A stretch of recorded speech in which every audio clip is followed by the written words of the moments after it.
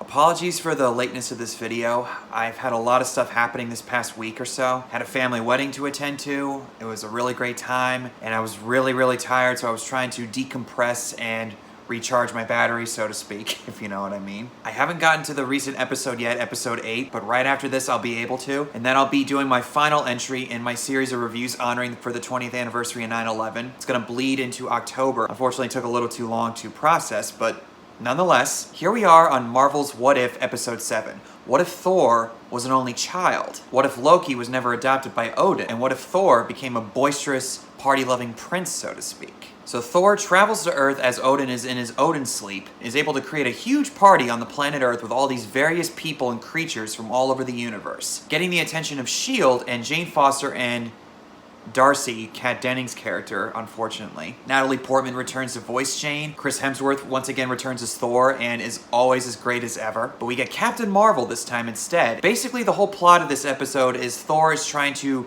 stop this party before his mother comes home and finds out. There are parts of this episode that I like, but overall, it's the weakest one.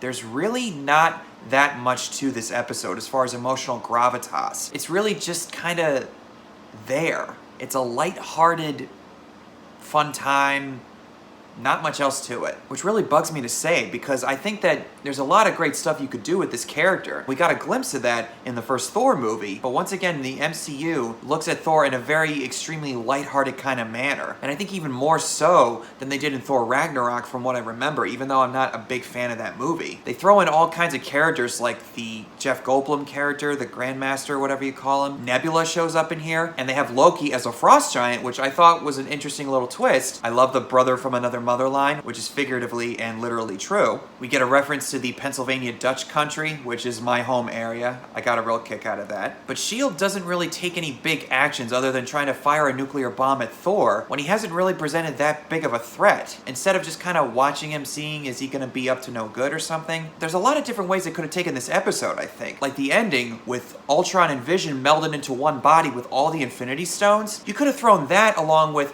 hey, we're having a party, there's nothing to worry about, when all of a sudden Ultron Vision shows up and Thor has to prove his worthiness as a hero. You could have easily done that, and I think the episode would have been a lot more interesting. This episode is not bad by any means, it's just kinda there. There's not really much else to it, and unfortunately there's not much I can say about it.